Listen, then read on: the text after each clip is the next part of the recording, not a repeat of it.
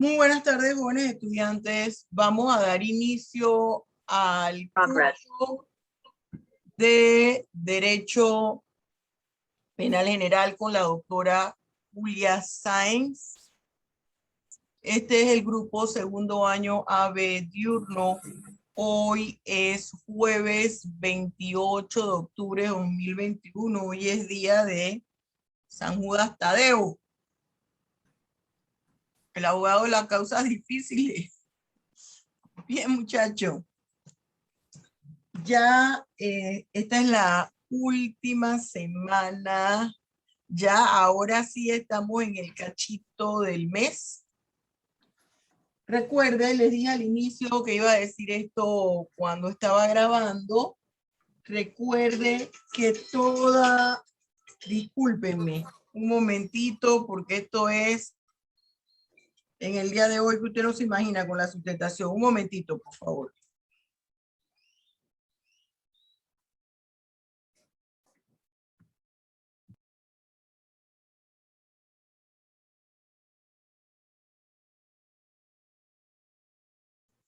Bien, jóvenes. Entonces, recuerde que nosotros no tenemos clase toda la otra semana. Nosotros no tendremos clase hasta el 9, hasta el martes 9 de noviembre, porque el 2, yo no creo que usted, Día de los Difuntos, usted quiere venir aquí a dar clase. Pregunto.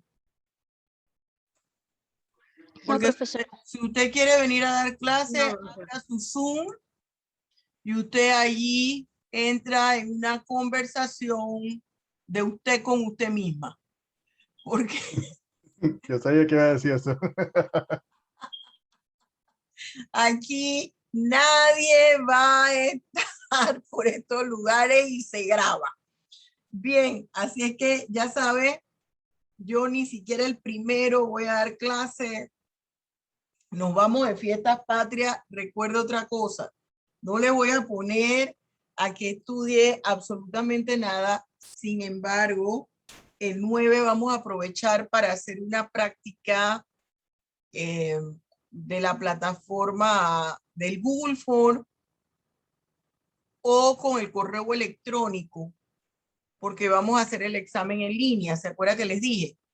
Para ver si todo, voy a ensayar, a ver qué, no para que usted esté, porque les voy a poner ahí esas preguntas, no, solamente para ensayar, usted contestó, si me llegó acá, si no me llegó, qué fue lo que pasó y que escojamos cuál va a ser la técnica que vamos a utilizar, porque tengo un revolú con el blog, que todavía hay gente que me dice que no lo sabe usar, algunos nuevos, viejos también. Entonces vamos a descomplicar las cosas en este semestre. Eso lo vamos a hacer el martes 9. Quiere decir que aunque el 10 sea libre, por favor haga un esfuerzo el martes 9 para estar todos aquí presentes. Por eso quería decir eso cuando se estaba grabando. Hagamos un esfuerzo para que el martes 9 todos aquí para hacer esa práctica. Yo voy a tener las dos computadoras abiertas, envío, en otra estoy viendo que lo esté recibiendo y hacemos ese ensayo porque ya ahorita mismo estamos con los semestrales y se acaba este bochinche ya. Vamos entonces, yo acuérdense que paso la lista acá de lo que yo los estoy viendo a ustedes. Le doy entonces la palabra a la coordinadora general, que es Arieli, ¿verdad? Arieli, Sí, ¿eres tú? sí, correcto, profe. Para Ya que estoy. se inicie el debate. Y es solamente por hoy. ¿Estamos de acuerdo? Ok. Dale, Arielis. Empieza. Bueno, profesora, primero que todo, buenas tardes y compañeros presentes también. Pues la tarde de hoy los grupos conformados vamos a exponerle pues las diferentes situaciones jurídicas dentro de lo que es un esquema del debate jurídico. Pues la técnica de debate escogida fue el debate australiano. Este debate consiste en 3 partes, donde está la parte en contra, a favor y pues más que nada como el planteador del problema, el consejero. Entonces esta técnica la adaptamos más que nada a la participación de los 3 grupos de este salón. Nos distribuiremos uno del grupo que planteará el problema y 2 restantes van a discutir la parte en contra y a favor. El mismo grupo que planteó el problema al final va como a deliberar como de jurado, no sé si me expliqué. Bueno, cada integrante tiene 1 minuto para exponer su punto de vista de lo que le corresponda. La persona que desea opinar fuera de lo que le corresponda, porque considere que, bueno, no está de acuerdo, tiene que pedir la palabra por el chat de Zoom o levantar la mano. Intentemos no cometer interrupciones o quitarle la palabra a algún compañero. En el planteamiento del problema, el grupo tendrá 5 minutos o menos para exponerlo, ¿no?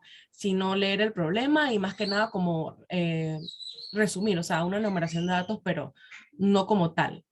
En la segunda parte va a estar la parte en contra y va a tener 5 minutos, uno por cada integrante o menos. Igualmente la parte a favor que va a tener 5 minutos. Después de pasar estas 3 partes, el grupo en contra y a favor juntos van a tener 10 minutos para discutir sus puntos de vista. Cada grupo debe levantar la mano al participar, como lo mencioné anteriormente. Y al final son 5 minutos para las personas que van a deliberar. Van a decir, las personas que van a deliberar van a decir su opinión, por qué y bueno, y justificar su respuesta. Los problemas que abordaremos fueron escogidos por el libro de texto del estudio del Código Penal de la doctora Julia Sáenz, lo que es el problema 41, 43 y 54. No lo vamos a abordar todos, sino más que nada como en el orden que lo planteamos. Y bueno, la moderación del tiempo va a ser llevada por mi persona. Bien, aquí escucharemos entonces el primer problema, que será expuesto por el grupo de la compañera Karen, o sea, que lo va a plantear. Después sigue la parte en contra, que es la parte de la compañera Maika, o sea, el grupo de la compañera Maika. Y de último va a estar la parte a favor, que es la parte de mi grupo. Como mencioné anteriormente, las personas que van a deliberar son del grupo de la compañera Karen igualmente. Escuchemos. Recuerden que la primera parte para plantear el problema son 5 minutos y empiezan desde ahora. 2, 3, es el grupo de Karen. 2, 3 y...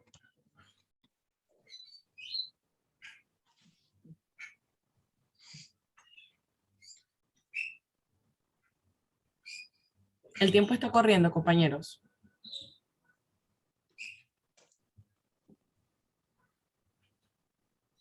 Yo aquí, ¿quién allá?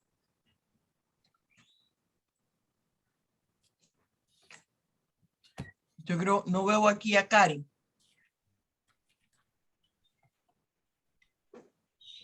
¿Quiénes son del grupo de Karen? Vamos a ver. ¿Quiénes son del grupo de Karen? ¿Algún integrante del grupo de Karen que exponga el problema, por favor? Recuerden que esto es con tiempo. Si se les marcó el tiempo, Arieli, y no hablaron, eso es en contra de ellos. Sí.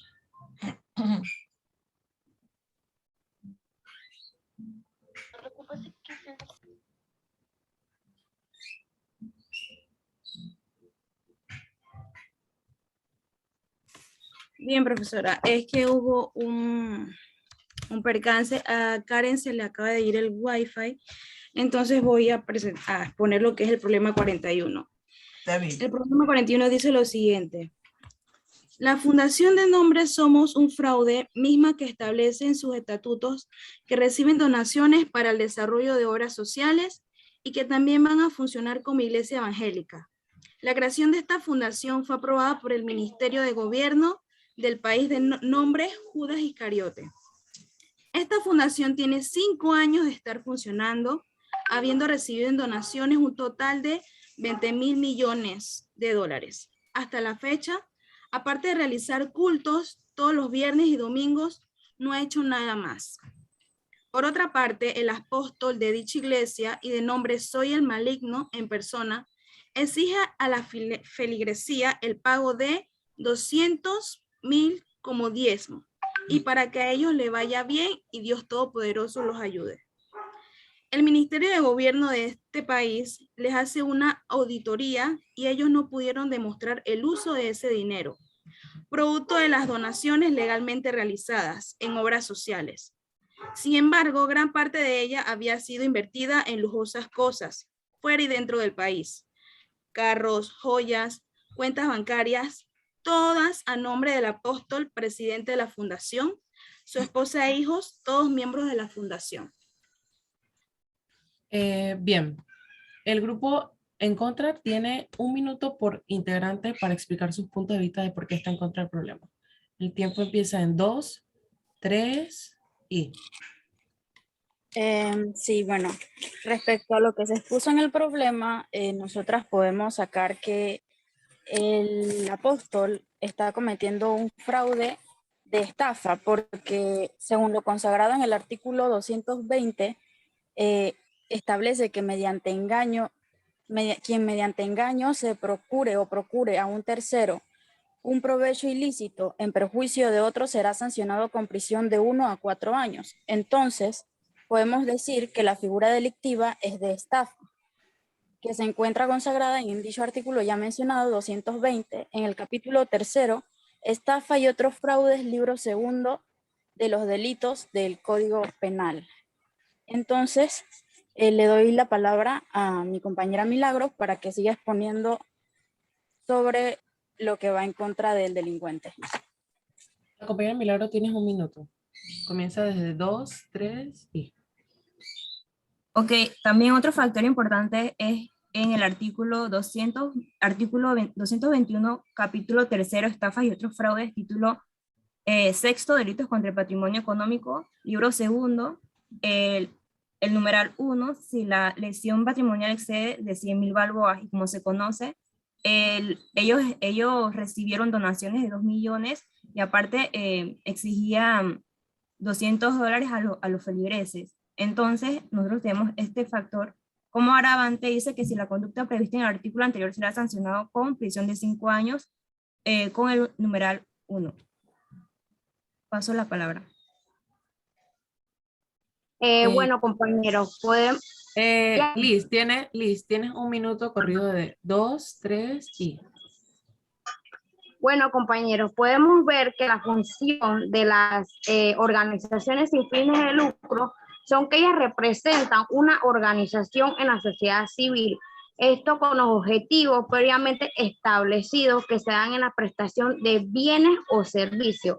Es decir, que las personas que apoyan no consiguen beneficios. Esta es una de las razones por la cual se llaman sin fines de lucro, porque no están enfocadas en ganancias. Bien, van 3 minutos utilizados por Liz. Yo tomo la palabra, Hilary Pradero. Viene el minuto de 3, 2, 1. Siguiendo el decreto ejecutivo número 62 del 30 de marzo del 2017, dice que así como ha dicho mi compañera Liz, es una organización sin fines de lucro, por lo cual no puedes tener un beneficio con respecto a esto, ni familiar, ni nada. Entonces, dice que en caso de que se descubra, se va a suspender por 30 días y se iniciará un proceso legal también. Se iniciará un proceso legal cuando se hallen problemas como los que acabamos de decir. Queda 1 minuto. En el minuto que les queda tienen que decir como la conclusión de su parte en contra.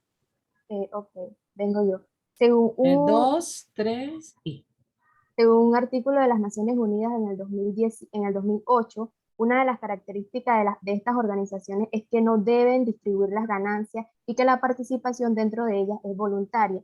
También si nos acogemos a la enmienda al Código Tributario con respecto a los ingresos de las organizaciones, establece una obligatoriedad para lo que son estas organizaciones con respecto a la información de las personas que están donando, así también como mantener informada a la Dirección General de Ingresos de toda información que ellos tengan sobre las personas donantes. También cuando se hace una notaría, ellos deben sustentar en dónde utilizaron este tipo de donaciones y acogerlos a lo que ellos apuntaron en el estatuto, que era sobre el desarrollo de obras sociales que cuando se hizo la investigación no coincidían con lo que ellos estaban invirtiendo su dinero. Bien, esos son los 5 minutos del grupo en contra. Ahora escuchemos el grupo a favor. Tienen 5 minutos para exponer su problemática y la primera persona tiene 1 minuto. 2, 3 y... Bien, como parte defensora del señor Soy Maligno en persona, podemos basarnos también en en lo que han dicho los compañeros de la parte acusadora, pues definitivamente estamos de acuerdo en que es una persona que cometió un delito, pero apelamos a lo que es el libro primero de la Ley Penal General, el título 3 penas, capítulo séptimo circunstancias agravantes y atenuantes, artículo 90, donde indica que son circunstancias atenuantes comunes el no haber tenido la intención de causar un mal de tanta gravedad como el que se produjo. En este caso nuestro defendido, pues basado en una mala formación religiosa que obtuvo de pequeño y por esto procedió de esta manera que no fue la correcta. No lo hizo nunca con el fin de afectar a tantas personas, se encuentra arrepentido, dispuesto a cooperar y también desea devolver los bienes. Esto lo hacemos más que nada para buscar la resocialización del individuo, disculpen, para que se le brinde lo que es la libertad vigilada en un futuro. Por eso es que estamos buscando se acabó el esta tiempo, compañero. Se acabó el reducción de tiempo. penas. ¿Hay otra compañera que quiera agregar algo? Tienes 1 minuto. 2, 3 y... Bien, lo planteado por el compañero adicional. Es por eso que la parte defensora proponemos una rebaja de sentencia basándonos en el artículo 103, título cuarto, capítulo 5 del libro primero del Código Penal, en el cual nos habla sobre la libertad vigilada luego de haber cumplido 2/3 partes de la pena del señor Soy el Maligno, para reducir su sentencia de la pena. ¿Ninguna otra parte del grupo a favor va a hablar? ¿No? Listo, entonces vamos a entrar en la parte de los 10 minutos de deliberación de los dos grupos. Maika. Yo pido la palabra, disculpa. Según el artículo 221, dice que esta persona, el señor... Dame un momento, el tiempo. Okay. Son 10 minutos para que deliberen los dos. 2, 3 y... Según el artículo 221, la conducta prevista por esta persona comete un agravante en el cual dice, si la lesión patrimonial excede de 100.000 balboas, esta persona pasará de cumplir una sanción de 5 años y se aumentarán a 10. Esta persona sí es cierto que se hizo cargo y es administrativo de una iglesia, se entiende, pero se hizo cargo de 20 millones de dólares y además de esto tenía propiedades a su nombre. Nunca hizo trabajos sociales o, ¿cómo se llama esto? Trabajos sociales o obras sociales, por lo cual no aceptamos la sanción de la contraparte. Maika, tienes la palabra. Correcto. Con respecto a la punibilidad que tienen estos delitos, más el agravante que ya ha mencionado mi compañera, es de 5 a 10 años. Por lo tanto, nosotros queremos, no coincido con la opinión del compañero Noel del CID, de que no tenía intención de causar tanto daño, porque él estuvo haciendo esta acción durante 5 años. Entonces, el tiempo es demasiado como para considerar que no estaba consciente de lo que estaba haciendo. Pedimos que la pena sea mayor de 7 a 10 años, que se le confisquen todos los bienes y que tampoco pueda ser en un futuro representante de ningún tipo de fundación ni recibir donaciones para otras instituciones. Noel, tienes la palabra. Bueno, efectivamente, sí, la parte acá defensora está de acuerdo en lo que es la aplicación de una pena y básicamente era lo que nosotros deseamos, pues una reducción de pena de los 10 años a 7 años. Para Ahora, entonces luego aplicar al programa de la libertad vigilada y así pues cumplir con lo que es el objetivo del sistema, que es resocializar a la persona. Y también tenemos que tomar en cuenta que es un delincuente, que es la primera vez que comete un delito, vale la redundancia. Abraham, tienes la palabra.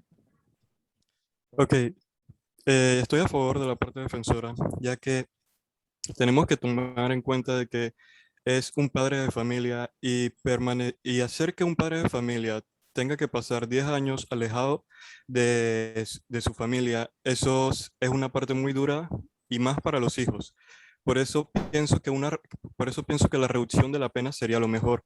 Aparte de eso, tenemos que tener en cuenta de que es una persona que sirvió a la iglesia, pero también tenemos que ver la realidad de que hizo un crimen que fue robar, ya que la institución estaba destinada a obras sociales y él, al ser el presidente, él pudo administrar los bienes, pero la misma institución no es la culpable, sino la persona. Pero también tenemos que tener en cuenta de que, como Noel dice, es la primera vez que esta persona comete un delito así. Y aunque hizo, y aunque tomó tanto dinero, la persona al final está la persona al final se obliga a devolver todos los bienes que obtuvo, aparte del dinero que obtuvo. Em, ya si Noel y Abraham no tienen más nada que decir, pueden bajar la mano a dar la oportunidad a los demás. ¿Alguno de la parte en contra o a favor desea dar su punto? El tiempo está corriendo. Tatiana, tienes que alzar la mano en la plataforma. Habla. Bien, la parte de defensa entonces propondría al final para la pena en la sentencia con una reducción luego de haber cumplido las 2/3 partes para que se le considere la libertad vigilada adicional, como dijo la compañera Maika, la devolución de los bienes obtenidos desde el comienzo de donde el apóstol comenzó a recoger dicho dinero de $200. Desde ese punto se comenzaría la devolución de los bienes. Bueno, yo quiero participar como parte a favor, mi grupo está a favor. Me gustaría preguntarle a Hillary, que fue la persona que dijo que no nos daría como más que nada como una reducción de pena. Quería preguntarte si tú crees en la reinserción a la sociedad. Por supuesto que sí, pero siento que la reducción de pena se daría cuando ya se le haya sancionado y dentro de la cárcel demuestre que esta persona ha sentido arrepentimiento. O sea, ya ha sentido arrepentimiento, pues. Es muy cierto. Según todo lo que he escuchado de la parte a favor, mi cliente no quiere quedar libre, pero sí quiere una rebaja de pena. En cuanto a lo que dice de devolver los bienes, será así, pero los bienes simplemente que se hayan comprobado que han estado antes de la entrega del dinero que se le hizo. Bien, y en cuanto a la parte de impartir algo que tenga que ver con dinero o tesorería de alguna fundación o donación, estaría libre de ese tipo de cargos por los antecedentes previstos, ¿no? Pero consideramos más que nada esta oferta, porque consideramos de que una persona que está dentro de la religión, que puede reinsertarse nuevamente a la sociedad viendo desde el punto de vista donde se puede cambiar y que fue una persona que no lo hizo con tal intención. Ashley, tienes la palabra. Quedan 3 minutos. Ok, gracias. Yo, sinceramente, yo siento que el acusado debe de ser inocente. O sea, yo siento que es inocente y que no se le va a acusar de nada, ya que él, o sea, se le está acusando de que no usó el dinero correctamente, pero él no tenía ninguna obligación de crear ninguna edificación, o sea, específica. O sea, obras sociales se puede decir como cualquier manera de ayudar al prójimo. Entonces yo siento que él no es acusado de nada y que debe ser ¿Cuántas personas inocente. faltan, Ariel? No, profesora, es hasta que se acabe el tiempo. Ajá. Si ya no hay más nada que decir, entonces se acaba y se va a la deliberación del grupo de Karen. ¿Puedo opinar aquí? Sí, Hillary, ahora porque yo quiero Ashley. Ok. Con usted. Postéme en este momento todas sus excusas. Todas sus excusas, postémelas en este momento en el grupo de WhatsApp, por favor. Lo que pasa es, y perdón que yo interrumpa, yo tengo muchos estudiantes. Yo contesto todas las excusas que me mandan. De repente puede ser como fue el caso de un salón, una joven con una situación de cirugía grande, pero me lo había mandado por el grupo privado y en el correo fue la primera, recién empezó el año y no me acordaba. Yo tengo alumnos que cada vez que ellos faltan o van a llegar tarde, me envían una excusa. Está del CID, por ejemplo, por tomarlo de ejemplo. Quiere decir que cada vez que yo veo a del CID, yo me voy a acordar de la excusa. O cuando regaño a Isaac, yo me acuerdo de la excusa. O cualquier otra cosa. Pero cuando la gente se pierde totalmente y de repente yo veo la letra en el salón y reviso aquí mi lista y yo veo que hasta había puesto una tacha, una línea de retirada y nunca más yo he marcado aquí una asistencia. Entonces yo quisiera saber qué fue lo que pasó, si fue que a mí se me ha pasado todas las excusas que han enviado y entonces es un error aquí mío. Así que vamos a continuar con todo lo demás y yo quisiera, por favor, que usted ahorita mismo tome foto a sus excusas y me las envíe. Si ahorita no me las quiere enviar en el público, en el de WhatsApp, envíemelas ya al privado. Por favor, continuemos. Bien, Isaac, tienes la palabra. Quedan 2 minutos y lo que resta es para la deliberación, para terminar el problema. Ok, correcto. Yo estoy en la posición de Abraham. Pienso que a él se le tiene que dar una rebaja de pena de 7 años, ya que tiene una familia y eso juega un papel importante. Muchas gracias. Durleis, tienes la palabra. Sí, bueno, yo estoy más o menos como en contra de lo que mencionó la compañera Ashley, porque ella dice que el apóstol es inocente, sin embargo, el equipo está en contra, considera que él utilizó el engaño, que se encuentra establecido en el artículo 220, y estableció el engaño en el momento en el que él pone en el estatuto que se reciben donaciones para el desarrollo de obras sociales. Y entonces, al utilizar el engaño, eso se considera como estafa y fraude. Por eso es que consideramos que sí hay que ponerle una pena al apóstol. Bien, no hay más nadie que quiera participar dentro. Sí, yo desde el principio, acuérdate. Los que ya participaron pueden bajar la mano, por favor. Hilary, siguiendo con tienes lo que levantar la mano. Ay, es que estoy en el celular, disculpa. Siguiendo con lo que dice Durley, cuando abres una organización sin fines de lucro con un propósito y pides dinero de ciertas personas, para que te donen, estás totalmente obligado a cumplir lo que estás diciendo. Con lo que un principio dijiste, no es que yo voy a donar dinero y bueno, mi dinero, sé a dónde va a ir. Por ende, tienes que estar obligado y estoy totalmente en contra de lo que ha dicho Ashley.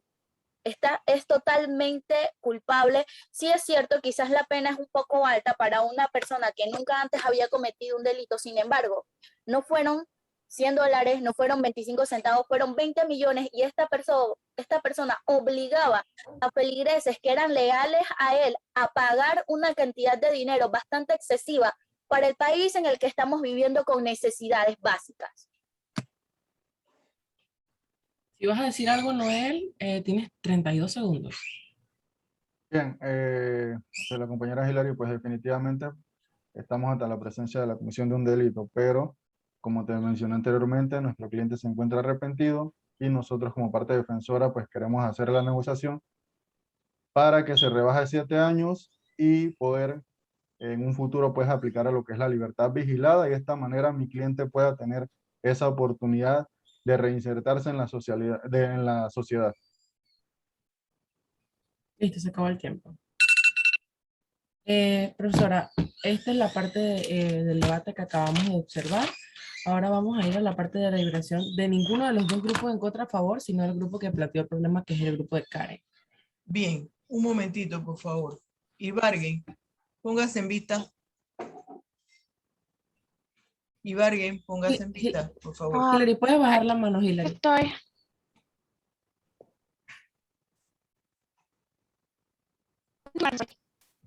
¿Qué problema tiene? No se puede poner en vista, bien. No se puede poner en vista, no hay ningún problema. Escuchen. Yo le pedí que usted me enviara esto para corroborar la excusa. Yo les voy a decir algo, joven. Mire, esta modalidad que tenemos es virtual, mas no es a distancia. Esta es una modalidad presencial. ¿Qué quiere decir? Nosotros tenemos que venir todos los días a clase. El año pasado, en el primer semestre del año pasado, como esta era una situación nueva y los estudiantes no todos contaban con computadora, con un celular que aguantara las descargas, ya sea del Meet, del Zoom, de cualquiera de las plataformas virtuales. En el primer semestre, ¿qué hicimos los profesores? Durante el mes de abril que empezamos, yo en lo personal di a los estudiantes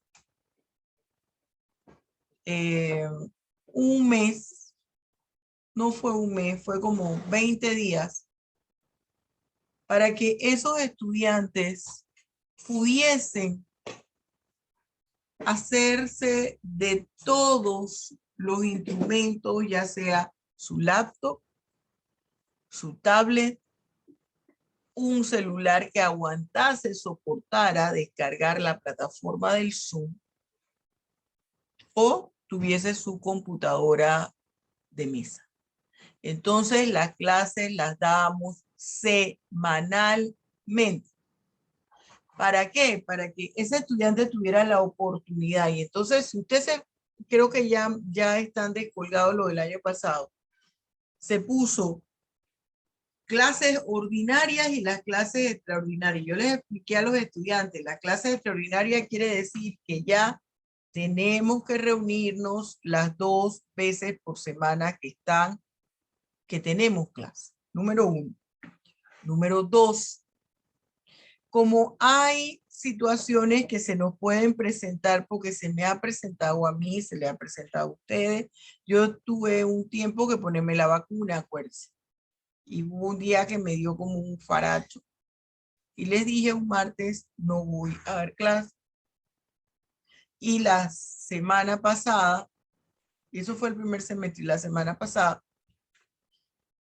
que coincidía la clase con, me había dado una migraña y estaba mal. ¿Y qué hago yo cuando eso? Usted está ahí esperando a que yo le llame o yo le aviso inmediatamente al grupo de WhatsApp. ¿Qué hago yo, Pat Sorry? Diga, profe. ¿Qué hago yo? ¿Qué hice yo el martes pasado, el jueves pasado, que estaba indispuesta? ¿Qué hice yo? Yo dejé bueno que ustedes ahí a ver. ¿Qué le habrá pasado a la profesora? Usted mandó a leer el capítulo 25 y claro, también a repasar el módulo 2 y 3 en caso bien. de que se presente el debate de los dos grupos anteriores. Muy bien, se mandó una actividad sincrónica y les señalé lo que me estaba sucediendo. Una clase. ¿Qué quiere decir? Que hay situaciones que se nos pueden presentar así y se deja una asignación. Entonces, ¿qué hace, por ejemplo, si Maika se presenta un problema en el trabajo que tiene que estar ahí? O profesora, yo tengo que distribuir el material del trabajo y el día de hoy ni siquiera puedo estar con la cámara apagada. Me escribe inmediatamente y entonces ve el programa, ve la clase en el YouTube. Pero no es que Maika se pierde y dice, bueno, yo estoy viendo las clases por YouTube y esto suple todo. ¿Por qué he detenido hasta aquí el debate? Porque cuando nosotros venimos, ya yo voy a dar el porcentaje de asistencia y las calificaciones, las evaluaciones de todo lo que hemos dado aquí del semestre. Nos falta una evaluación para el 4 de diciembre que yo estoy sopesando si la convierto en semestral o no, y es lo que vamos a ver el 9. Entonces, yo no puedo permitir, cuando todos los estudiantes, yo los estoy aquí machacando, que estén aquí en clase, que se me presenten ahora. No es que yo tenía un compromiso, no, es que todos tenemos compromiso y el principal compromiso es este. Para mí es muy importante la formalidad del alumno. Cuando un alumno me llega 2 semanas o 3 semanas después de clase para decirme, profesora, si no él llega, que no es el caso, yo ni siquiera sabía que usted estaba dando clase. Eso ya me va marcando a mí qué formalidad tiene Noel con respecto a la clase. Y no lo tomé como ejemplo. Pero si yo veo, por ejemplo, que Liz siempre viene, y yo estoy viendo que ella aún, cuando tiene que estar atendiendo en su casa, ella está ahí, y yo estoy viendo que eso está pasando. Yo tengo estudiantes que ellos tienen que dar las clases con sus niños o sus niñas porque no tienen quien se los cuide, o a veces están preparando de cenar, o de comer, o están atendiendo a familia. Cuando ese estudiante, y yo estoy viendo el esfuerzo, me dice, profesora, esta semana no me pude conectar, discúlpeme, lo que me pasó es esto. Yo creo ciegamente lo que me está diciendo el estudiante. Pero si mi estudiante se pierde el semestre y regresa, me molesta porque me está diciendo, profesora, usted es una tonta, y como usted es una tonta y regala nota, entonces yo vengo aquí y usted me tiene que hacer. Así no se comporta el abogado. El abogado tiene que tener una proyección en cuanto a su personalidad. Todos aquí tenemos situaciones diferentes. Aquí hay estudiantes que han perdido a sus familiares. Aquí hay estudiantes que se han enfermado seriamente, no necesariamente de COVID, de diabetes, han tenido que pasar por cirugía.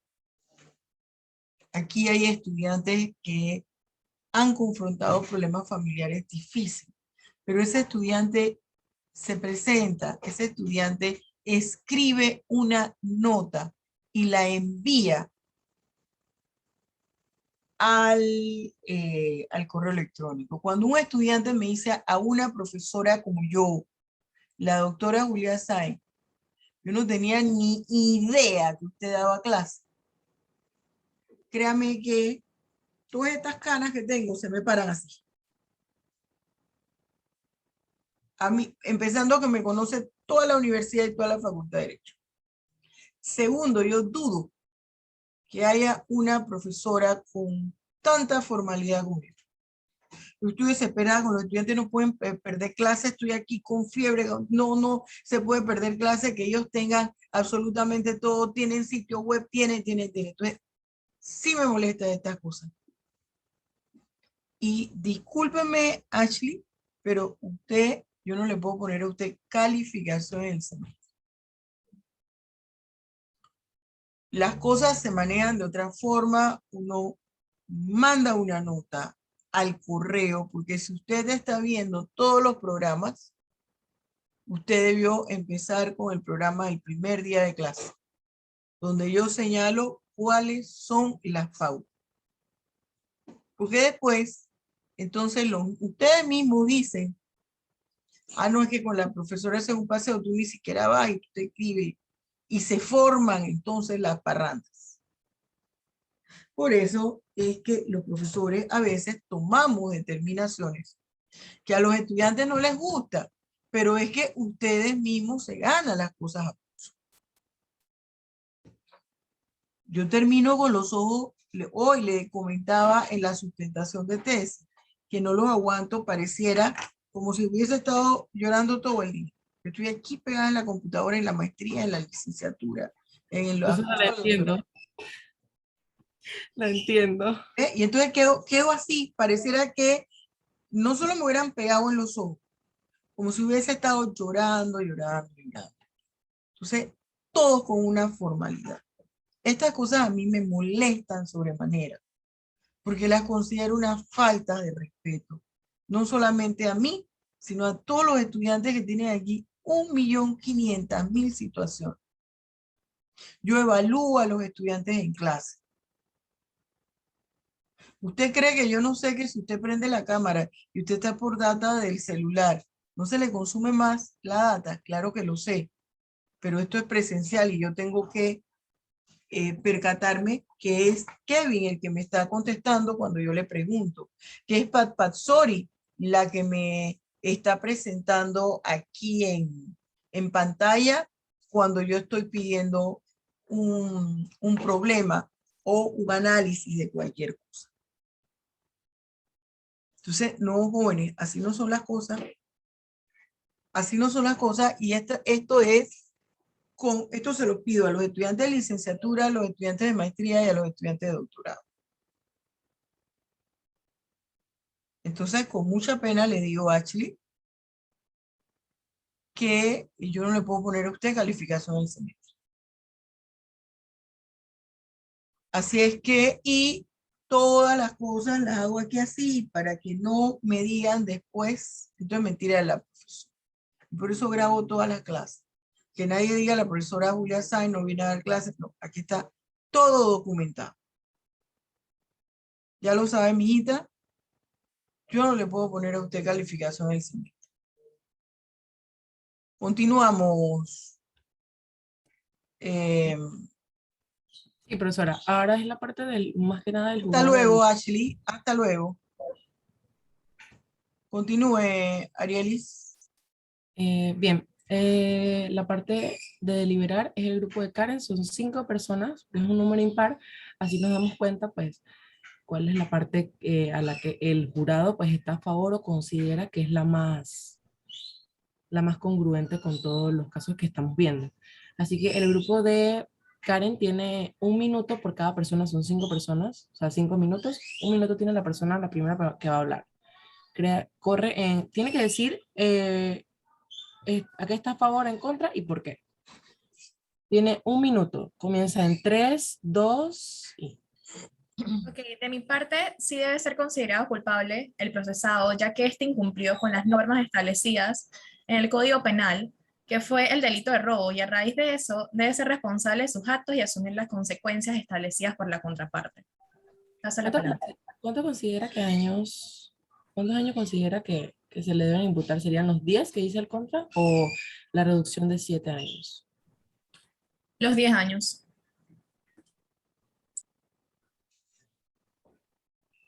Bien, sigue la otra persona. Tiene 1 minuto para hablar. 2, 3 y... Yo también estoy de acuerdo con el grupo de Maica, ya que considero que la sustentación de ello es válido, ya que el pastor debió sustentar cada donación y sustentar donde él está invirtiendo su dinero y todo como al orden y pie de la ley, ya que si no es así como lo está haciendo, está engañando al pueblo de la iglesia. Y considero que también se le debe dar 10 años de cárcel. El que sigue tiene 1 minuto. 2, 3 y... Considero que es culpable porque al momento de ejecutar el engaño prácticamente estaba consciente de su delito no solamente una vez, sino varias veces. Y como proclama la defensa, se supone que éste está arrepentido del caso, pero el momento del arrepentimiento sucede después de este delito. 10 años también, Papazzari. Correcto. Listo. La compañera que sigue tiene 1 minuto. Quedan 2 personas. 2, 3 y... Ok, yo estoy Yo lo considero culpable porque al final de cuentas él utilizó la fe de una comunidad para robarles y robarles, eh, por lo que considero que debe ser condenado por 10 años.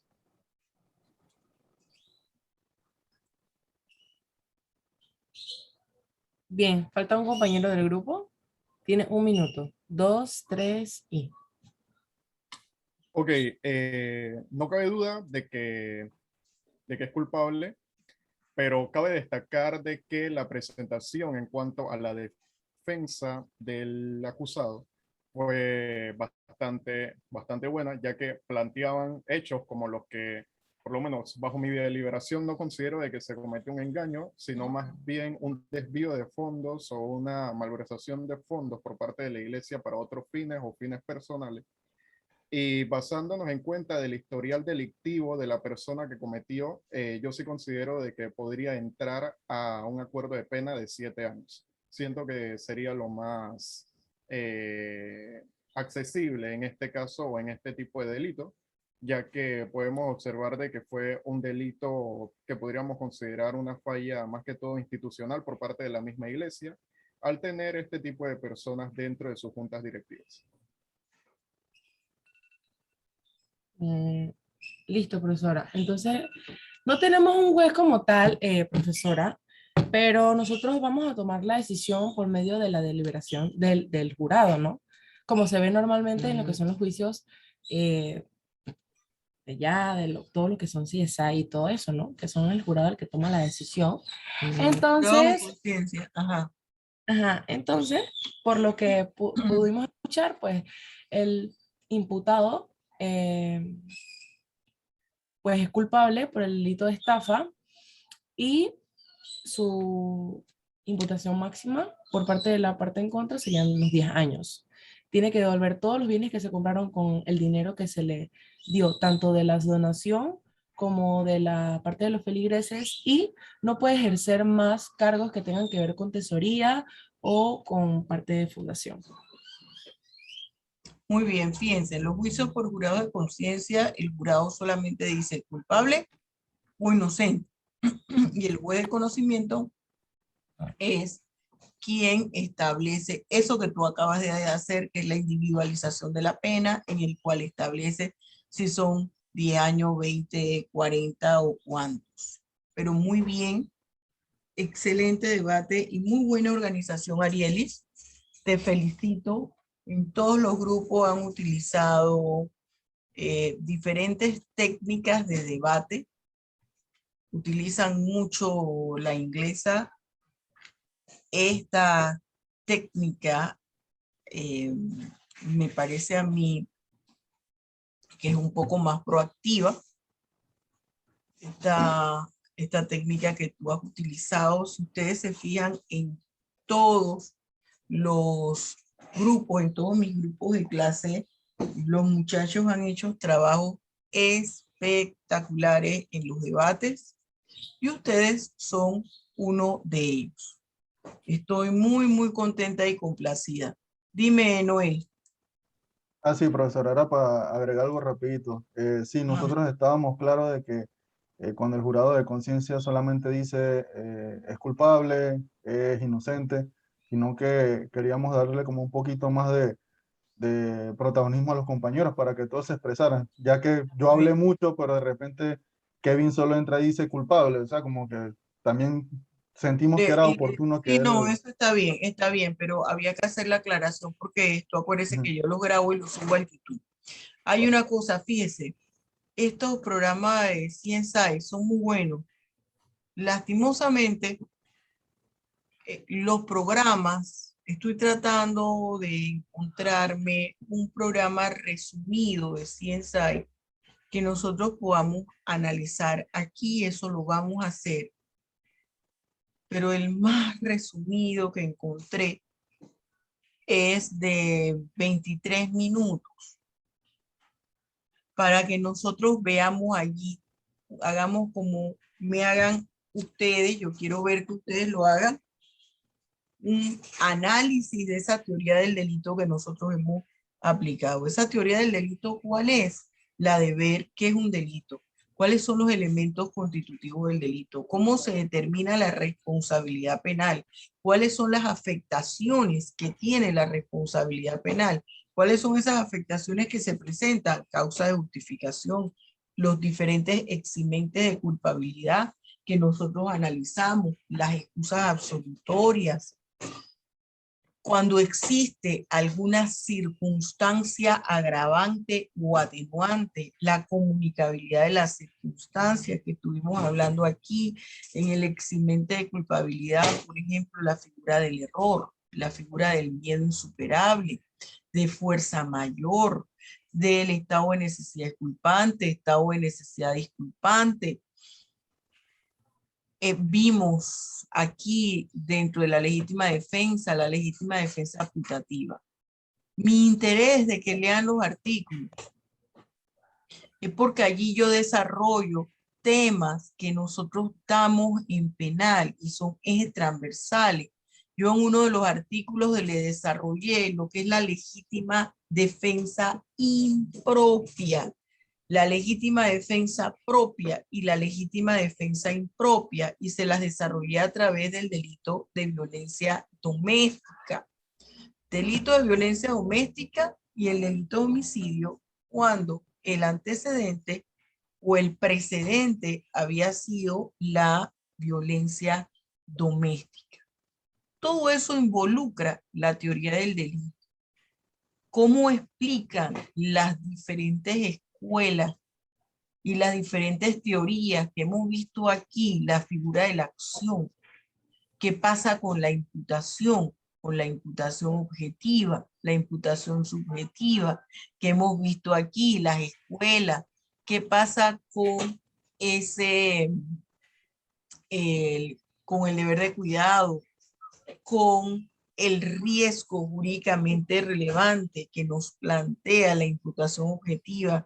¿Qué pasa con el enfoque del Código Penal? Todo ese libro primero, la mitad del libro primero del Código Penal desarrolla la teoría del delito. Entonces, este tipo de programas que créanme que no son ficticios, son ficticios, eso no es que vino el productor y dijo para ver hoy qué voy a hacer. No, eso siempre tiene una fundamentación, porque miren, jóvenes, igual que les dije al inicio del curso y al inicio de la clase, si usted se sabe de memoria todas las teorías que explican la acción, las teorías que explican la causalidad, y usted no sabe aplicarlas e interpretarlas, decir con sus palabras y a través de un ejemplo lo que eso es, entonces usted perdió el tiempo estudiando. Por eso es que yo he tratado de darles todos estos temas a través de ejemplos, a través de problemas, dándole los conceptos teóricos. Por eso les elaboré el diccionario, que usted debe haber abarcado ya el 50% de esas palabras. Para que usted tenga esa información teórica, pero que usted sepa aplicarla. ¿Y cuando la aplicamos? En estos debates, haciendo lo que ustedes hicieron hoy, que siendo bueno, pero es que nos podemos ir al acuerdo de pena. ¿Qué estábamos viendo ahí? ¿Qué ustedes estaban haciendo ahí? Aplicando la información académica que usted recibió en los diferentes modos. Es cierto, esto no es procesal penal y no vamos a empezar a citar aquí los artículos, pero ¿qué pasa con el penal? El penal se evidencia con el procesal penal. Entonces tenemos que llevarlo a los dos de la mano, y ya yo les corroboré cómo. ¿Y por qué teníamos que irnos a la figura delictiva? Porque para individualizar la pena, ¿cómo usted iba a individualizar la pena si no sabía qué figura delictiva se había incurrido? ¿De qué sirve que usted sepa qué es individualización de la pena si no la sabe hacer? O no sabe cómo se aplica, cuáles son los parámetros que se llevan a cabo. esto, acabamos de hacer un laboratorio.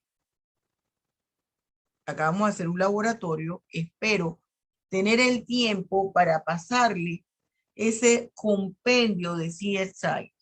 Si usted tiene oportunidad en algún momento, en algún tiempo libre de esta semana,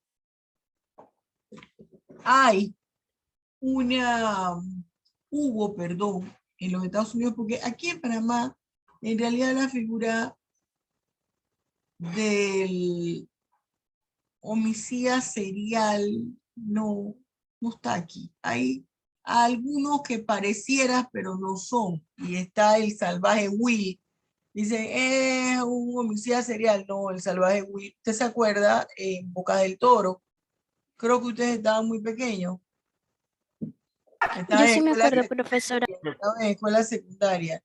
Y a las señora que mató, incluso también vincularon a la pareja del salvaje Will y a las demás personas, pero no, eso todavía no, desde mi punto de vista, no tiene las características del homicida serial. Entonces, en los Estados Unidos hubo un caso muy famoso de una mujer que le llamaban la Monster, y no porque ella fuera fea, lo que pasa es que ya la droga, acuérdense que daña las dentaduras y una serie de cosas, ¿no?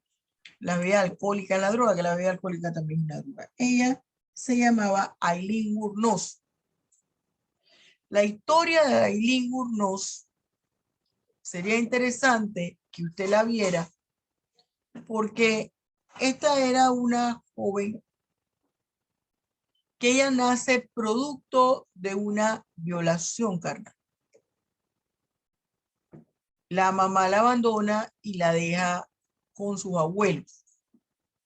El abuelo era alcohólico. Le pegaba a la abuela. La abuela era una mujer que había vivido en una situación de violencia, no solamente doméstica, no solamente en su casa con el esposo, sino ya venía. Esto era una violación, una violencia doméstica ya generacional. A ella la violan, Aileen Wuornos. Y ella se sentía maltratada, humillada, la echan de la casa. Ella quería tener aceptación entre sus amistades. Muy joven, adolescente, la violan, queda embarazada. Y ella regala. ¿Qué sucede? Al ella encontrarse en la calle, ella se convierte en una alcohólica. Primero, con la primera droga que empezó fue con el alcohol. Después empezó con cocaína, después con marihuana, después le añadió cocaína y así sucesivamente. Entonces ella se convierte, además de esto, en prostituta para poder cubrir necesidades básicas. En ese inter, ya para la fin, y va matando a cada una de las personas que la contratan para obtener de ella favores sexuales. A la final de la vida de Aileen Wuornos, ella se convierte en lesbiana y queda también matando a la pareja, a una de sus parejas. Entonces, bueno, ella le preguntaba, ella la detienen y ella maldice a las personas. Dice, ojalá que te violen, que violen a tu familia. Ella fallece después. Visión. ¿Qué pasa con una persona en esas condiciones? Opera sobre ella, podría operar sobre ella alguna causa de justificación. Y usted la veía y le llamaban la Monster porque ella de joven era una niña linda, cómo la droga, esa situación tan difícil y traumática por la cual había vivido, le desfigura su rostro. Sin casa, sin familia. ¿Qué nos habla el artículo 79 del Código Penal? Que yo se lo recalco hasta mis alumnos de maestría. Les digo, tatúense eso aquí en la mente. Y les digo, jóvenes, todo sale de ese 79, porque ese 79 me habla de la individualización de la pena y de todos los ítems que el juez debe tomar en cuenta para individualizar la pena. ¿Qué quiere decir eso? Que yo, si soy el abogado litigante, debo partir de allí para saber qué aspectos debo recopilar, qué es lo que yo tengo que recopilar en mis escritos, cómo debo preparar mi defensa, cómo debo irme antes a esa audiencia para ir eliminando o fortaleciendo cada uno de esos puntos que me habla el artículo 79, las condiciones de modo, tiempo y lugar, cuáles eran los antecedentes de la persona, cuál fue su condición antes, durante y después del hecho punible, qué pasó con la historia familiar de ese individuo. Aunque el victimario tenga 102 años, estoy hablando ya metafóricamente, se va a indagar cada uno de esos ítems y cuál fue sus antecedentes familiares.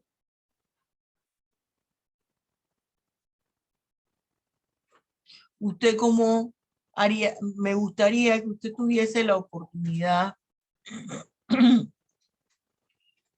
de ver ese documental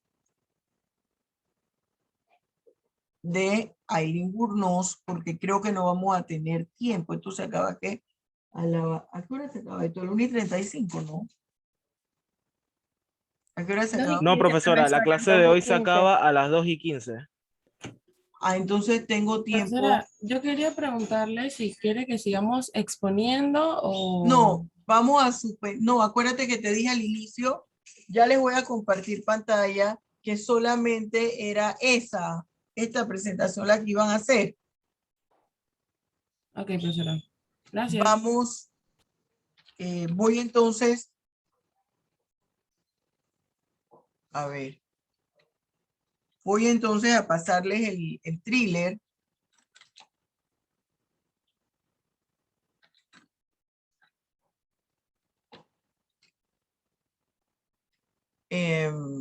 Para que veamos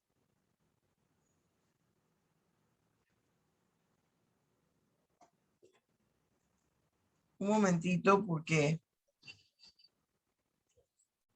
a ver, vamos a ver el documental.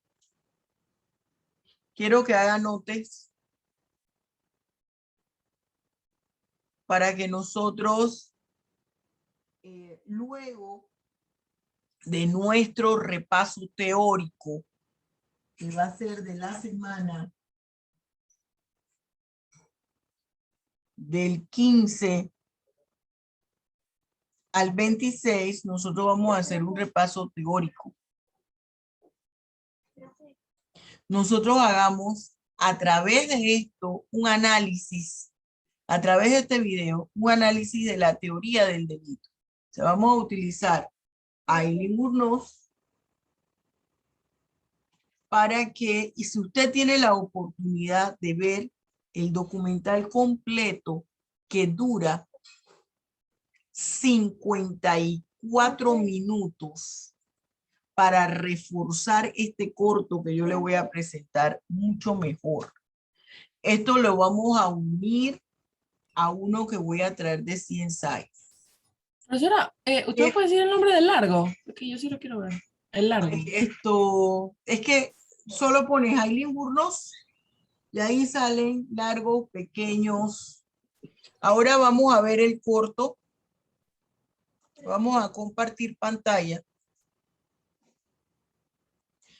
Tomen anotes, por favor. Este es el caso de Aileen Wuornos, a ella se le conocía como la Monster. Empezamos. Buenas noches, bienvenidos al Criminalista Nocturno.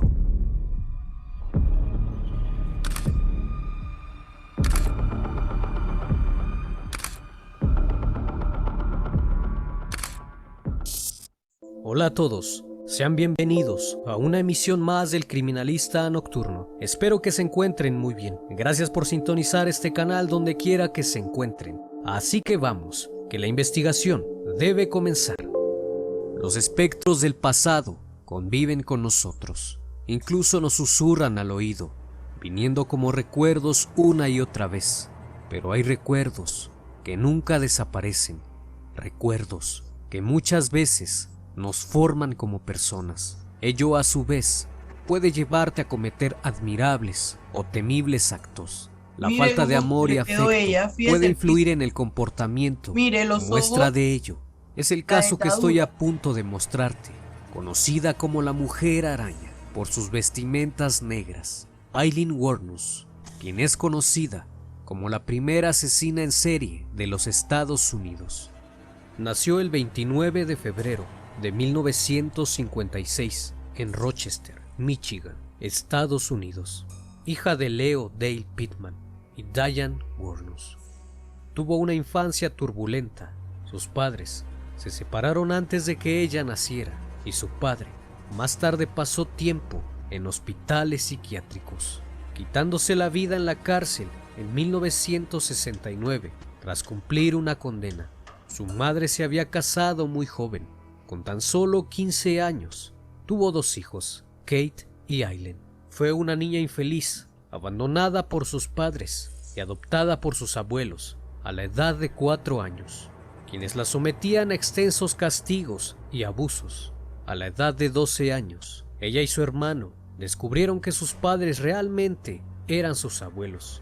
Llevaba una vida de desenfreno, pues tuvo relaciones con muchas personas, incluyendo su hermano. A los 14 años, quedó embarazada sin su consentimiento y dio a luz en una casa de maternidad en Detroit.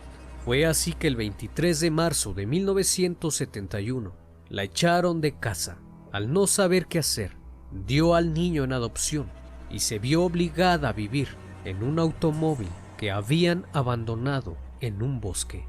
Aileen comenzó a trabajar como dama acompañante en el año de 1974, cuando todavía acudía a la escuela, utilizando el alias de Sandra Kretz.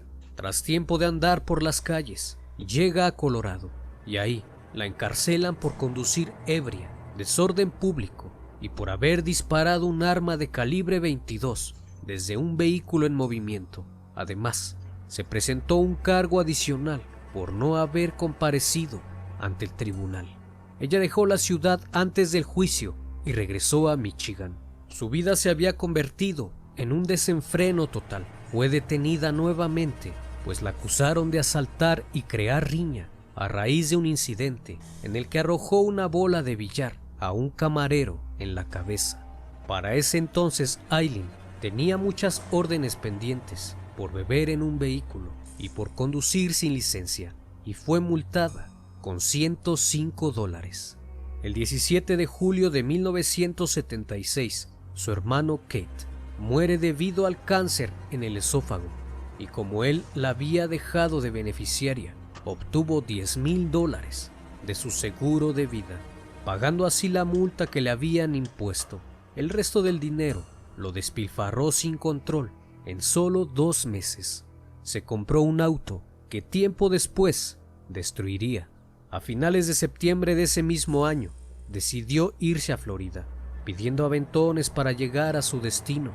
Fue en ese año que conoció al presidente del club náutico, Lewis Fell, de 76 años, con quien se casaría.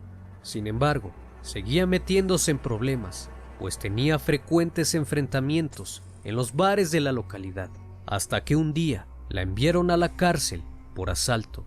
Fue dejada en libertad y a solo 6 semanas de haberse casado, golpeó a su marido con una caña de pescar por lo que él obtuvo una orden de alejamiento y la anulación de su matrimonio.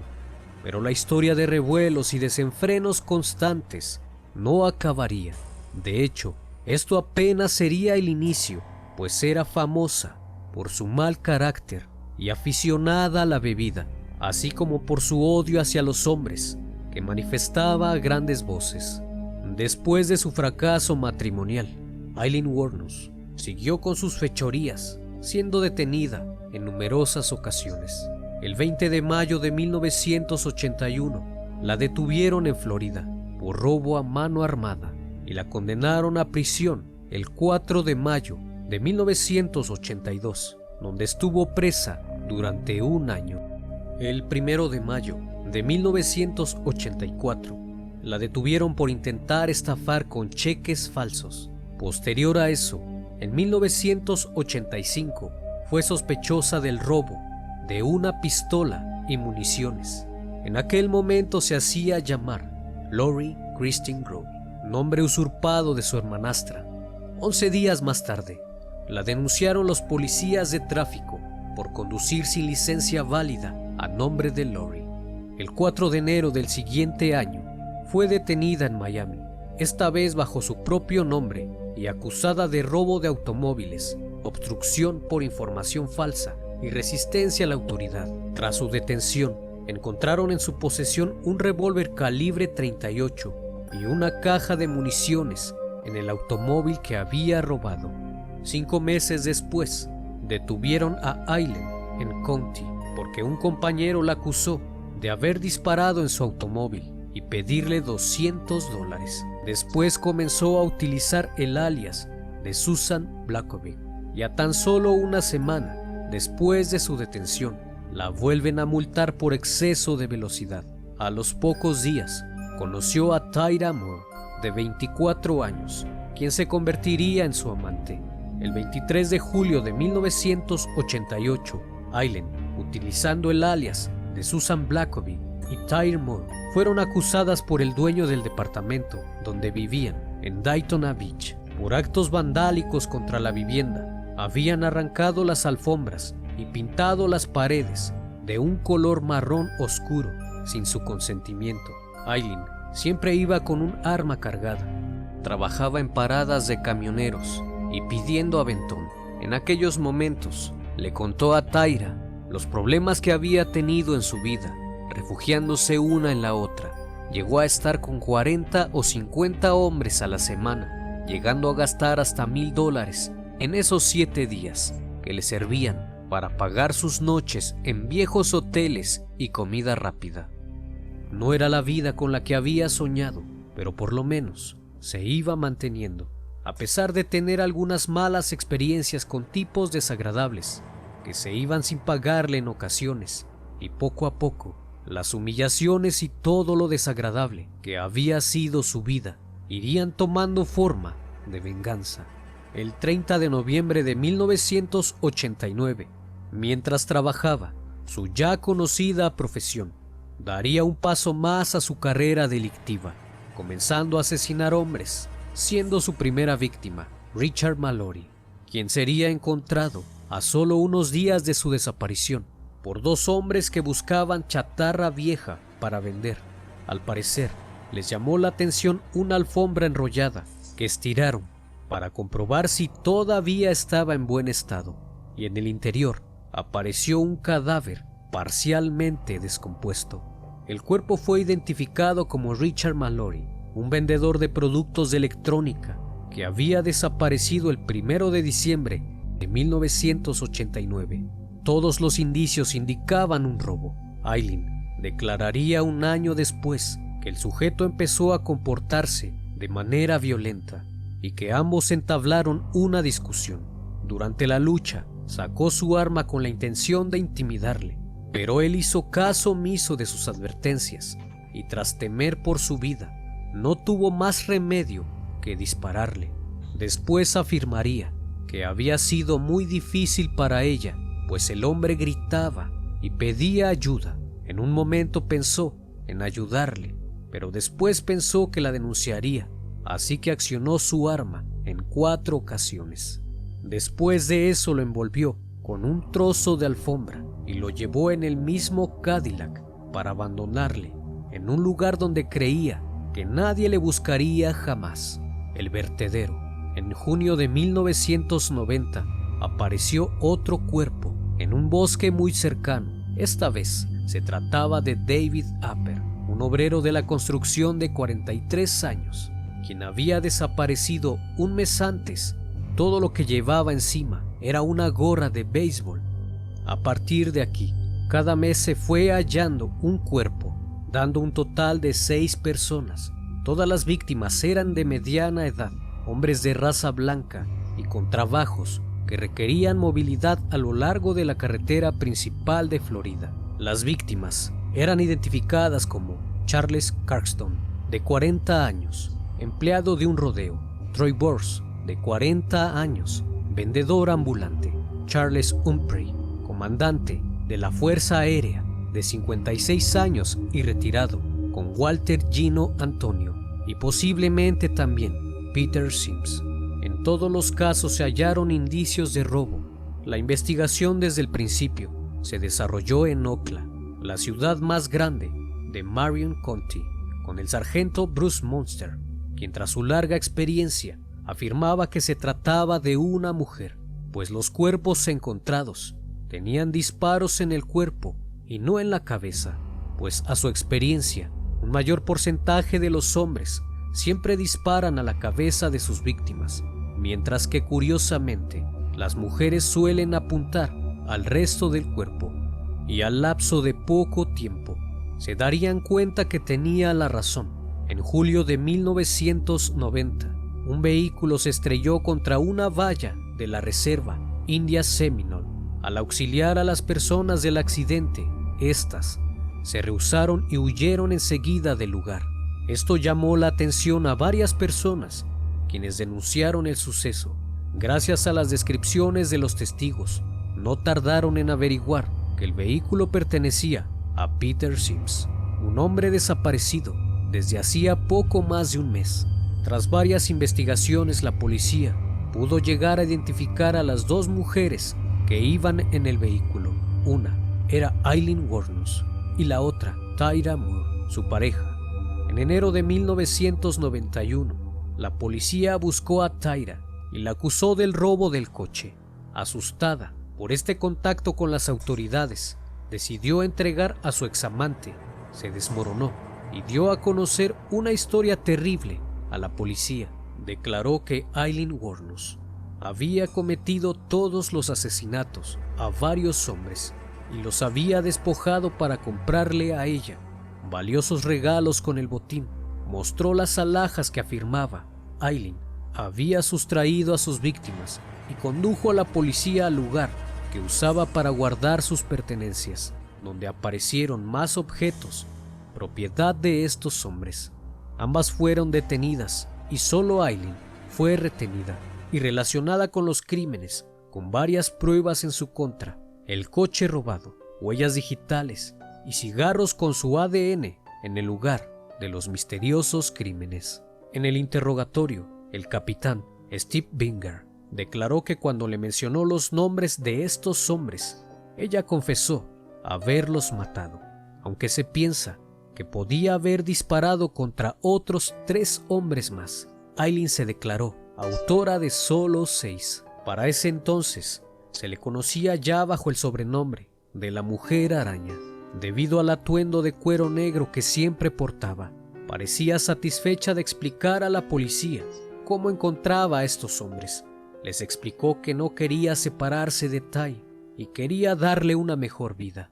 Su modus operandi era pedir aventón en la autopista.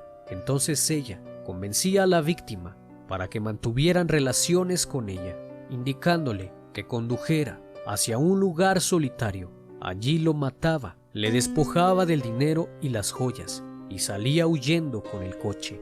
En algunas ocasiones disponía de un vehículo para buscar a su presa, y en este caso simulaba haber sufrido una avería, encendiendo una luz para traer un conductor de paso, y de nuevo usaba sus artimañas para hacerles caer en su trampa.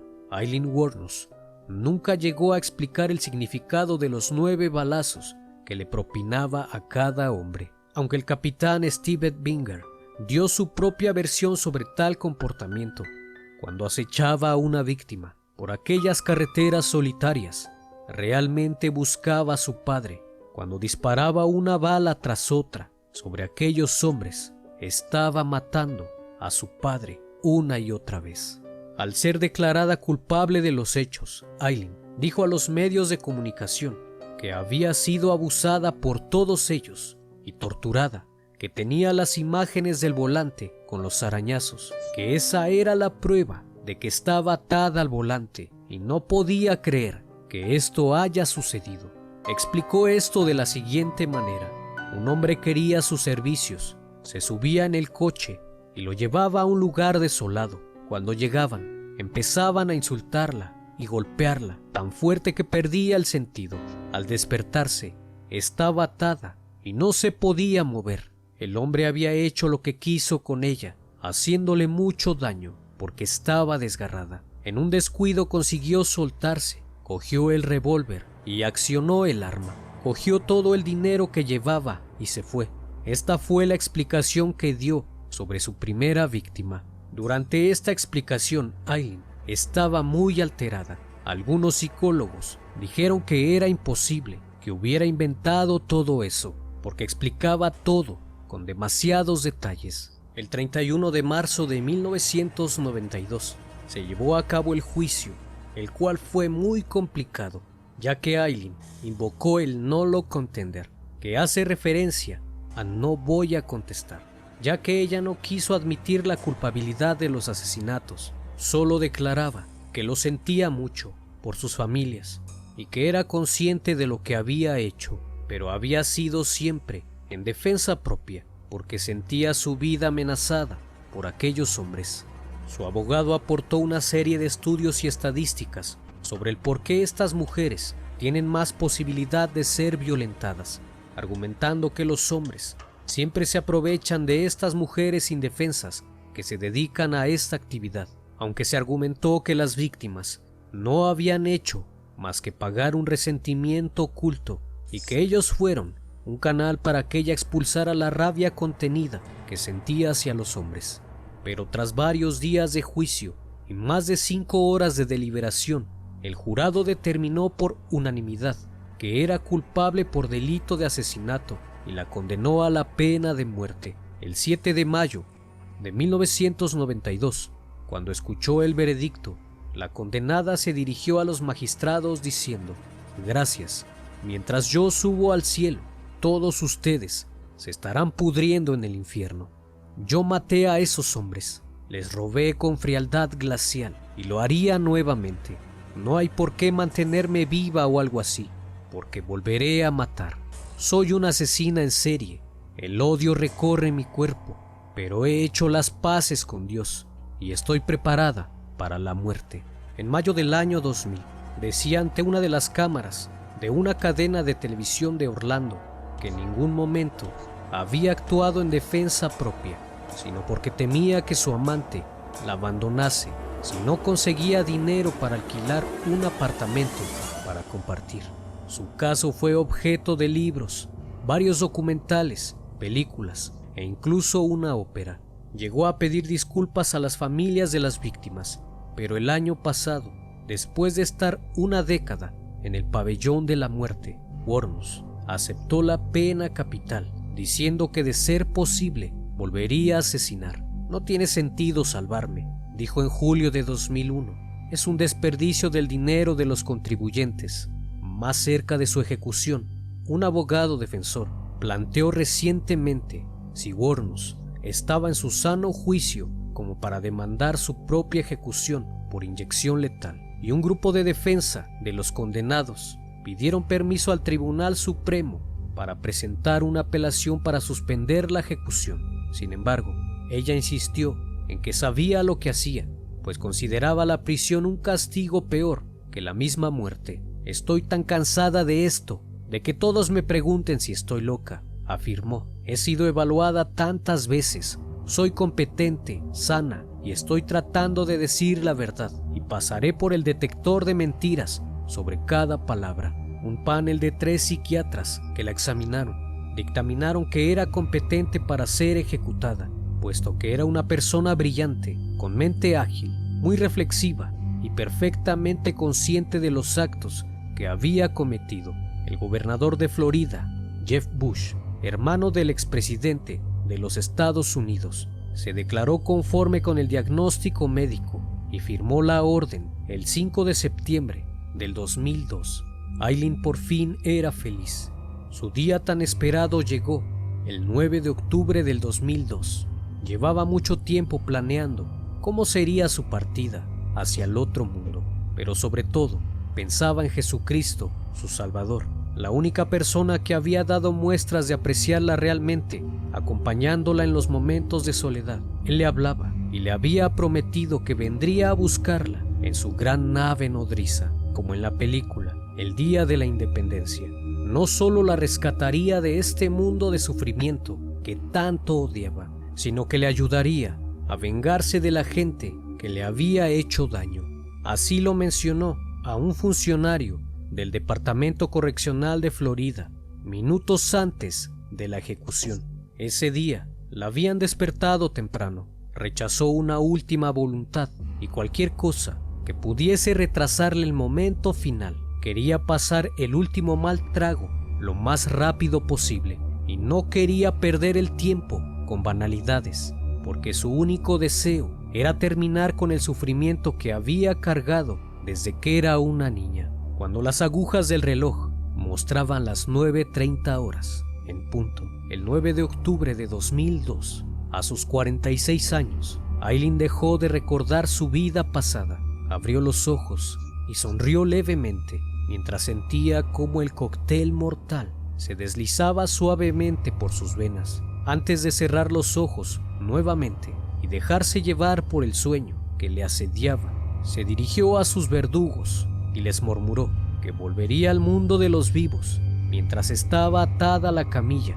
Dicen que tenía la mirada perdida, tranquila, como si estuviese fuera de la realidad. Se dice que en esta vida todo tiene un límite. Quizás para Aileen, tantos años de abusos y falta de afecto hacia su persona hicieron sacar aquel rencor escondido por años y decidió canalizarlo de la peor manera. Espero que el video haya sido de tu agrado. Como siempre, es un placer tenerte en este espacio. No olvides suscribirte y dejar tu like. Esto fue. Bien, jóvenes. Este video lo voy a... Esta clase, acuérdense que la subo. Yo quiero que ustedes vayan a buscar el artículo en el siglo donde yo hablo sobre la legítima defensa impropia. Hago una explicación de la legítima defensa propia y la legítima defensa impropia y veía yo ahí el caso de violencia doméstica. Usted ve una mujer que mata, analizo un ejemplo, una mujer que mata al esposo, a la pareja, legítima defensa impropia. Usted vio toda la situación con Aileen Wuornos. Inclusive había un problema de incesto, relación carnal entre ella y su hermano que después falleció por cáncer. Fíjese que ella estaba tan obnubilada su mente que ella decía, mira, yo no me estaba defendiendo. Claro que se estaba defendiendo, porque ella misma decía que en cada tiro ella veía a su padre que la maltrató. Pero ¿quién era su padre? Un enfermo mental. Murió en el psiquiátrico. Vio todas las afectaciones. Entonces quiero que... Él se mató en la cárcel. En ese video, usted analice todos los aspectos de la teoría del delito. ¿Cómo harían ustedes si fueran todos, fueran la defensa de Aileen Wuornos y tuvieran que aplicar todos los conceptos que hemos visto en teoría del delito.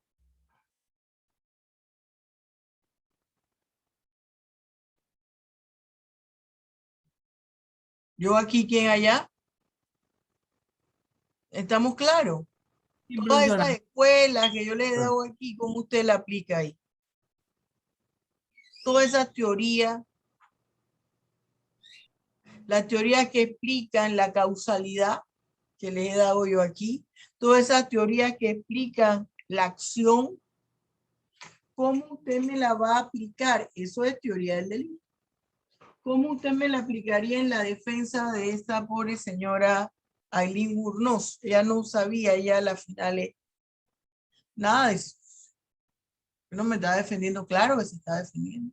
Habría que entender lo que es la legítima defensa propia y la legítima defensa propia que yo les desarrollo.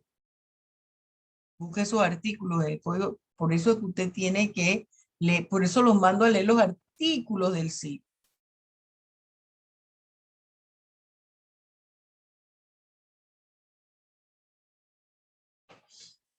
¿Alguien quiere comentar algo? Si no hay comentarios, con esto vamos a dar por concluida entonces la clase el día de hoy. Que tengan unas felices efemérides patrias. Profesora, disculpe, A yo ver. tengo una duda, Hilary Fragueiro. Cuando nosotros estábamos haciendo uno de estos problemas, mis compañeros y yo estábamos en un dilema bastante grande sobre los sinónimos jurídicos. ¿Existe o no existen las demandas penales o este es un sinónimo de querella penal? Bueno, es que como siempre tenemos aquí en la doctrina, una demanda penal es una querella. Cuando usted habla de querella, usted está hablando de una demanda penal. Las demandas tienen diferentes naturalezas. Entonces, el Civiles, término demanda penal es válido, ¿no? es válido. Ok, gracias. Demanda penal y querella. Busquen en los libros mexicanos del doctor Silva, así se llama. Derecho procesal penal. Y corrobora, le hace una explicación de lo que le acabo de decir, la demanda. ¿Qué es la demanda? Es la demanda es un instrumento jurídico a través del cual se ejerce la acción, el derecho que tiene de accionar toda persona que un bien jurídico le ha sido vulnerado. Esa es una demanda. Las demandas penales reciben el nombre de querella o se les conoce como querella. Está correcto decir demanda penal. Está correcto decir querella. Hay demandas civiles. Hay demandas en el ámbito de familia. Hay demandas en materia internacional. Hay demandas en materia comercial. Lo que pasa es que a veces las personas nos centramos en un solo punto de vista. Si yo no estoy de acuerdo con un concepto, digo, eso está equivocado. No, hay diferentes. Acuérdense que en la academia hay distintos enfoques y es bueno conocerlos todos. Para después que nosotros no pequemos de que manejamos poca información. ¿Qué otra pregunta? Profesora, A ver, yo Karen. no tenía una pregunta, yo solo quería decirle que no prendí la cámara porque no Sí, sé, mi ni amor, pude ya yo te participar en el puse, debate creo por que el wifi. ya yo te puse aquí, me parece que te puse información recibida, no te preocupes. No te preocupes, Peña. Si tú eres una niña que siempre participas, no has faltado, no llega tarde, no se preocupe por eso. ¿Quién me dijo, profesora? Aquí, Abraham. Entonces, una pregunta. Si yo tengo una oficina y todavía no tengo la idoneidad, pero soy estudiante de Derecho y Usted estoy no puede estar dando... accionando en los tribunales Usted No, necesita pero me tener- refiero, ah, me refiero a que siendo estudiante puedo dar asesorías aunque no cobre. Y me podrían demandar por una asesoría, si aunque usted no tenga cobra idoneidad. así, si usted cobra así, porque usted no es abogado, ¿qué es lo que nos permite, qué es lo que le permite cobrar a un profesional sobre su conocimiento? Eso, sea Profesora, yo tengo algo idóneo. que decir. Por ejemplo, Eh, alguien viene y me dice, ay, profesora, yo sé que usted sufre de migraña, ¿qué usted toma para eso? Y yo le digo, yo tomo agua, por decir algo. Yo no le puedo cobrar a la persona por eso si yo no soy idónea para decir qué es lo que ella puede tomar para que le cure la migraña. Yo solamente le estoy refiriendo, ella vino y se acercó y me preguntó, profesora, yo sé que usted sufre de migraña, que usted toma, que a mí también me está dando migraña. ¿Ve? Bien, Profesora, dime. una última cosa para que cierre. Ok, entonces, según lo que yo entiendo, no se puede abrir una oficina, no se puede ser pasante si no tiene idoneidad, sin supervisión, ¿no? No El sé si me explico. pasante puede trabajar y va a tener un supervisor que es el Tiene que despacho tener supervisor. jurídico para el cual él está trabajando y tiene unas funciones específicas, porque hay un abogado que es quien le representa, pero ese pasante no puede firmar, no puede gestionar, no puede hacer nada. Ese pasante no puede litigar como abogado. Ahora aquí escucho mucho, es que me estoy dedicando a las pasantías legales. Usted no es abogado. Eso no es ejercer el derecho. Usted no es idóneo. Usted lleva los documentos y hace algunos trámites que se le habilita porque usted está trabajando en una firma y hay un abogado y ese abogado es el que le autoriza, el que lo representa. Esa es otra cosa. Pero ustedes ahorita mismo, como estudiantes, ustedes no pueden decir, vamos a armar una firma de abogados y todos ponen una cuota para abrir una oficina y ponen pasantes SA. No. No se busque problemas con ejercicio ilegal de la profesión. Ok, Que es que la gente sabe, Abraham, que tú eres estudiante de Derecho. Y entonces van y te dicen, oye, Abraham, tú eres estudiante de Derecho, mira, que es que yo tuve este problema en el trabajo, me despidieron. Y resulta que ya tú diste derecho del trabajo. Y tú le dices, mira, ¿qué empresa es? Bueno, tú puedes hacer esto. Y le vas diciendo. Te están consultando como un estudiante. una asesoría sin cobrar. Exactamente. Eso no es delito. No, usted no está cobrando. Profe, Tu papá disculpe. viene y te pregunta. Pero no vas a abrir una oficina en calidad de abogado sin cobrar. Aparte, dice en calidad de abogado, estás cometiendo un delito allí. Profe, En calidad de disculpe. abogado, usted no puede abrir. Mire, usted vio lo que les pasó a todos estos médicos. Mire, fíjense, hubo aquí unos médicos, un médico que salió en los medios de comunicación, no sé, no recuerdo en qué clínicas aquí caras. Él estaba trabajando y tenía muchísimos clientes y empezaron inmediatamente a ver los otros, porque todo el mundo llega donde él y acá donde nosotros no llega nadie. Y empezaron a averiguar si el señor se había graduado de médico en su país. Había ejercido en su país, pero él no había homologado su título aquí él no tenía idoneidad para ejercer, una serie de cosas.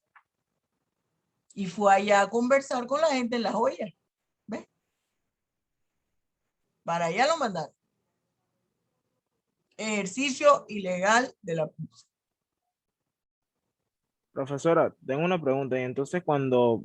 Un ingeniero, un arquitecto, perdón, Isaac, no se está preocupe. estudiando, se graduó, terminé la carrera, no tramité mi idoneidad, pero terminé la carrera, presenté la tesis. Tengo el acta de sustentación de tesis que dice aprobada. Julia Elena Sáenz González aprobó su tesis como ingeniera civil, pero nunca tramité mi idoneidad. Yo no puedo estar firmando ningún tipo de plano. No soy idónea, pero terminé la carrera. Sustenté la tesis. La aprobé, pero es que hay unos requisitos para que yo pueda ejercer cualquier carrera, profesión. Dime, Isaac. Sí, profe, cuando yo entré a la facultad, me metieron a un como que, a una, como que una reunión, pues, y ahí hablaron que cuando ya tú tienes como que 2 años en la carrera, tú puedes trabajar, pues, de lo que estás estudiando. Eso es por lo que a mí se me explicó, lo que yo tengo entendido. Claro que puedes trabajar porque bueno, tienes un conocimiento básico y te van a pedir de pasante en una oficina y te van en la oficina a indicar qué es lo que tú vas a hacer, pero tú no puedes estar representando a nadie. Te van a mandar para que vayas allá al registro público, a llevar escritura, a hacer trámite, a llevar documentos a la oficina pública, pero no puedes ir en calidad de abogado. No puede. El médico, la persona que está estudiando medicina, después de los 2 o 3 primeros años, por ejemplo, en México, en el primer semestre de la carrera de medicina, ya la persona sabe colocar una intravenosa, sacar sangre, inyectar. Pero usted podrá ayudar a poner una inyección, pero usted no puede recetar. Usted no puede dar un diagnóstico. Y cuando dicen ahí usted puede, pero y una persona, yo siempre le recomiendo a los estudiantes, si usted puede, sus padres le pueden mantener, que ya ahora es difícil porque la situación ha cambiado, estudie, porque la carrera de Derecho, todas las carreras, pero la carrera de Derecho necesita que la persona pueda estudiar y analizar bien los conceptos, porque después se van a trabajar antes de formar el concepto académico, el conocimiento académico, y entonces lo que aprenden son las deformaciones del concepto académico. Cuando llegan al salón de clases, no, lo que pasa es que yo, como soy pasante en una oficina, nosotros lo estamos haciendo así, sí, pero es que así no es, porque así no dice la norma. O puede ocurrir también lo contrario. ¿Otra pregunta? Creo que eso es todo, profesora. No anden por ahí cobrando por consultas. Ni anden litigando, muchachos. Profe, Menos firmando. Profe, lo más que yo he hecho es, pues, es que una vez una amiga me pidió asesoría con el código de familia y obviamente yo nada más le doy los artículos, pero obviamente no le cobro por Está eso. bien, eso está perfecto. Eso está perfecto. Eso está perfecto. Muy bien, muchachos. Que tengan unas felices fiestas patrias y nos vemos el 9. Nos vemos hasta el 9. Gracias, profesora. Los quiero mucho. Dios los Chao, bendiga. profesora. Oiga, mire si Igual, puede profesora, ver, gracias. Felices fíjese si fiestas. puede ver completo Aileen Burnoja, el de los 57 minutos. Hasta luego. Dios los bendiga ricamente. Bien. Chao.